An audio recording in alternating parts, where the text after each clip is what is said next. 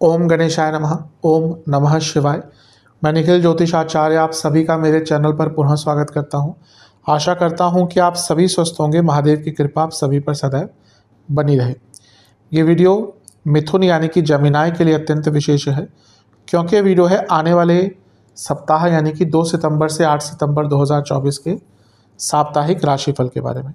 कैसा रहेगा आने वाला सप्ताह मिथुन के लिए।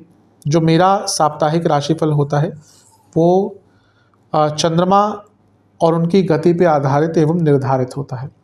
चंद्रमा एक ऐसे ग्रह हैं जो बहुत तेज़ भागते हैं और करीबन 2.25 से 2.5 दिन में राशि अपनी बदल लेते हैं। तो बहुत स्वाभाविक है कि पूरा हफ्ता जो 7 दिन का होता है उसमें चंद्रमा कई बार राशि बदलेंगे और कई ग्रहों के साथ उनका संबंध बनेगा। दृष्टि द्वारा हो, साथ में बैठने से हो, अलग अलग भावों में जाएंगे। चंद्रमा मन के कारक होते हैं और उनकी विशेषता यह है कि जिस भाव में जाते हैं उसको एक्टिवेट कर देते हैं। इसीलिए चंद्रमा का डे टू डे एक्टिविटी पर बहुत प्रभाव रहता है और इसीलिए साप्ताहिक राशिफल की विशेषता बहुत बढ़ जाती है। तो ये सब विवेचना करने की कोशिश करेंगे क्या अच्छा क्या बुरा हो सकता है। यदि आपकी लग्न राशि या चंद्र राशि मिथुन है, दोनों ही गाइडेंस के लिए इस राशिफल को अवश्य देख सकते हैं। वीडियो के अंत में कुछ विशेष उपाय भी बताऊंगा। शुरू करते हैं। सर्वप्रथम चंद्रमा आपके तीसरे भाव में रहेंगे 2 सितंबर को और 4 सितंबर सुबह के 10 बजे तक उनका गोचर यहीं पर रहेगा। चंद्रमा का तीसरे भाव में आना बहुत अच्छा होता है। धन स्थान के स्वामी हैं, तीसरे भाव में आ रहे हैं, यानी कि अपने पराक्रम से धन अर्जित कर पाएंगे। एक उदासीनता जो चल रही थी उससे निकल पाएंगे, कन्फ्यूजन जो चल रही थी उससे निकल पाएंगे और अपने आप को लेकर बहुत सर्टेन हो पाएंगे। गुरु से केंद्र में है तो गजकेसरी योग बन रहा है और सूर्य चंद्रमा साथ में है। चंद्रमा सूर्य के साथ है जो तीसरे घर के स्वामी हैं खुद सूर्य। तो ये बताता है कि कुछ नया सीखने का अवसर भी आपको हफ्ते के शुरुआती भाग में ही प्राप्त हो सकता है। यात्राओं के योग बनेंगे, जो नहीं कर पा रहे थे वो करने की क्षमता रहेगी। अगर कहीं पे अटक से गए थे जीवन में तो हफ्ते का ये शुरुआती भाग वहाँ से आपको निकाल सकता है। अच्छी चीज़ें हैं, लेकिन अमावस्या दोष भी है, यानी कि सूर्य चंद्रमा साथ में और शनि का प्रभाव भी है। तो ये बनेगा विष दोष, अमावस्या दोष और विष दोष।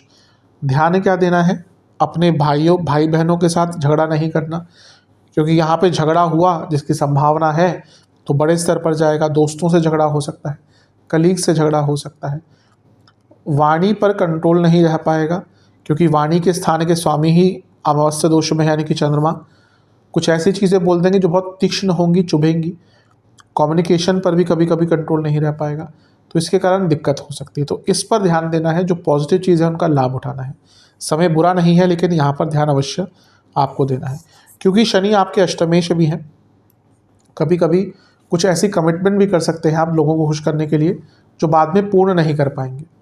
तो वाणी पर नियंत्रण अवश्य रहेगा तो अच्छा रहेगा। जहाँ तक नवांश कुंडली कह रही है कि कुछ अच्छा सीखने का और कुछ अच्छा कर्म करने का समय है। दशमांश कुंडली कह रही है करियर में बहुत मेहनत करनी होगी, लेकिन अच्छा रिजल्ट मिलेगा और मेहनत करने का मन भी करेगा आपका। बिजनेस की जहाँ तक बात है बहुत अच्छा टाइम है, मार्केटिंग पर ध्यान दीजिए तो और भी अच्छा है।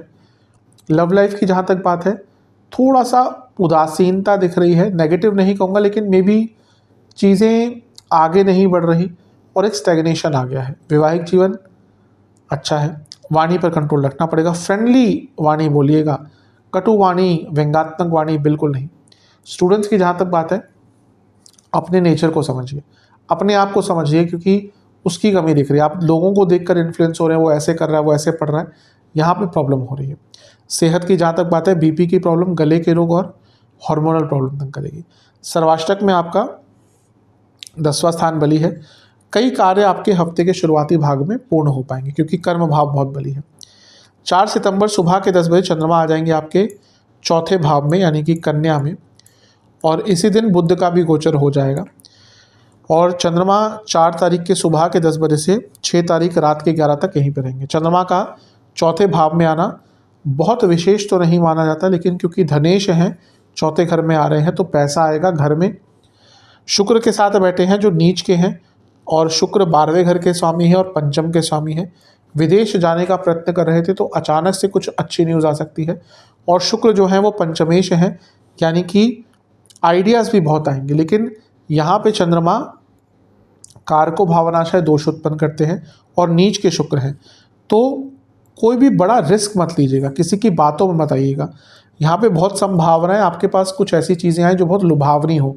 कोई ऐड आ गया जिसको देख लिया, जिसमें बोला कि बहुत पैसा आप कमा सकते हैं, कोई व्यक्ति ने कुछ ऑफ़र दे दिया, बिजनेस करते हैं कोई ऑफ़र आ गया। लुभावनी चीज़ों से बच के रहेगा यहाँ पर, क्योंकि वो अधिकतम आपको धोखा देकर जा सकते हैं। मानसिक स्थिति पर कंट्रोल करना है, माताजी की सेहत पर बहुत ध्यान देना है, क्योंकि छठे में एक नीच का ग्रह भी और चंद्रमा भी यहाँ पर कारको भावनाशय दोष उत्पन्न कर रहे हैं। चौथे भाव पर बहुत प्रभाव रहेगा, मंगल की दृष्टि भी होगी, गुरु की दृष्टि भी होगी। तो हफ्ते का जो मध्य भाग है वो थोड़ा सा फैमिली लाइफ के लिए, पर्सनल लाइफ के लिए, इमोशनल लाइफ के लिए अच्छा नहीं है, यहाँ पर ध्यान दीजिएगा। चंद्रमा क्योंकि 10वें घर को देख रहे हैं जहाँ पे राहु स्थित है और चंद्रमा धनेश है, जो विदेश संबंधित कार्य करते हैं उनको कुछ लाभ हफ्ते के मध्य भाग में अवश्य हो सकता है। नवांश कुंडली कह रही है वाणी की शालीनता और एक अच्छा ग्रेटिट्यूड वाला अगर स्वभाव रखेंगे ना, ईगो नहीं दिखाएंगे तो प्रॉब्लम सॉल्व हो जाएंगी। दशांश कुंडली कह रही है कार्य क्षेत्र में अपने कार्य पर फोकस करना, कुछ इर्द गिर्द नहीं करना है। बिजनेस फिर भी ठीक है, कोई ऐसी बड़ी प्रॉब्लम नहीं दिख रही। एंटरटेनमेंट फील्ड से है तो और भी अच्छा है। लव लाइफ शांत रहिएगा, रिएक्टिव नहीं, डिस्ट्रक्टिव नहीं और आर्गुमेंटेटिव नहीं, ध्यान दीजिएगा। वैवाहिक जीवन, कम्युनिकेशन में प्रॉब्लम आएगी, समझ नहीं पाएंगे, कितना भी कोशिश करेंगे एक दूसरे को समझ नहीं पाएंगे। स्टूडेंट्स की जहाँ तक बात है बहुत अच्छा टाइम है, कॉन्फिडेंस आपके अंदर दिख रहा है, कार्य भी पूर्ण होंगे। सेहत के अनुसार जिनको हृदय संबंधित रोग है बहुत केयरफुल रहें, जिनको कफ रोग बहुत रहता है केयरफुल रहें, और गले के रोग भी यहाँ पर तंग कर सकते हैं। सर्वाष्टक में आपका धन स्थान बली है, तो जैसा मैंने शुरू में ही कहा था धन के हिसाब से तो अच्छा ही समय दिख रहा है। 6 सितंबर रात के 11 चंद्रमा आ जाएंगे पंचम में, यानी कि तुला में, और सप्ताह के अंत तक यहीं पर रहेंगे। चंद्रमा का पंचम में आना फिर भी बहुत श्रेष्ठ माना जाता है। यहाँ पे वो धनेश है और लक्ष्मी स्थान में आ गए और बहुत कोई बुरा प्रभाव नहीं है उन पर। तो हफ्ते का अंतिम भाग बहुत अच्छा है। चंद्रमा शुक्र की राशि में ही कभी कभी धन योग दे देते हैं। कई सूत्र हैं ऐसे जैमिनी ज्योतिष के, जिस वहाँ पे इवन चंद्रमा के शुक्र में रहने को ही धन योग बताया गया है, शुक्र की राशि में।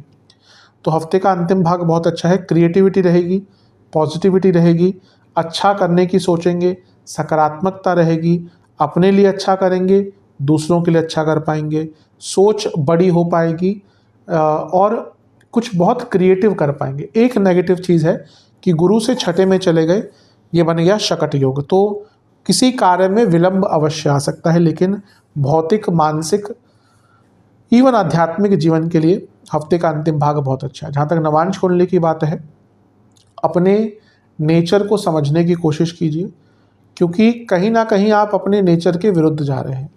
दशमांश कुंडली, कार्य क्षेत्र में जॉब चेंज के योग बन रहे हैं।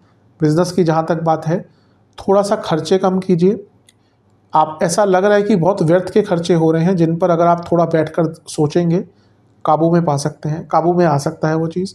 लव लाइफ, पार्टनर से बातचीत कीजिएगा, उनसे एंगेज रहिएगा, यानी कि उनको टाइम दीजिएगा। वैवाहिक जीवन ठीक है, कोई ऐसी बड़ी प्रॉब्लम नहीं दिख रही।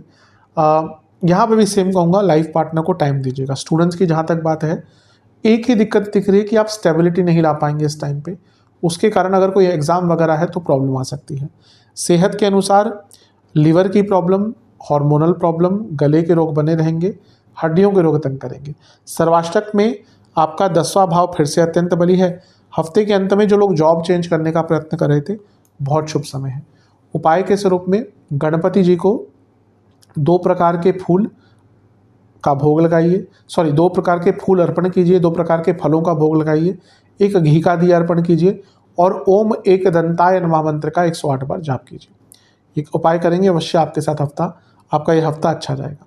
आशा करता हूँ कि वीडियो आपके काम आएगी। चैनल पे नए हैं सब्सक्राइब कीजिए, वीडियो को लाइक कर लीजिए। मिलता हूँ अगले वीडियो में, तब तक के लिए होप।